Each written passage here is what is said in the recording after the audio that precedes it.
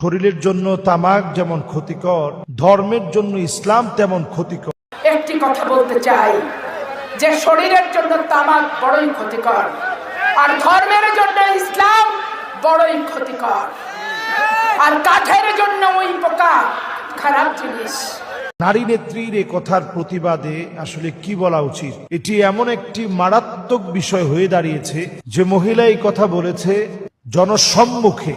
এটা যদিও সে বোঝাতে চেয়েছে শরীরের জন্য তামাক যেমন ক্ষতিকর, ধর্মের জন্য ইসলাম তেমন ক্ষতিকর, সে এখানে জামাত ইসলামকে বোঝাতে চেয়েছে, কিন্তু সে শুধু ইসলাম বলে ফেলেছে।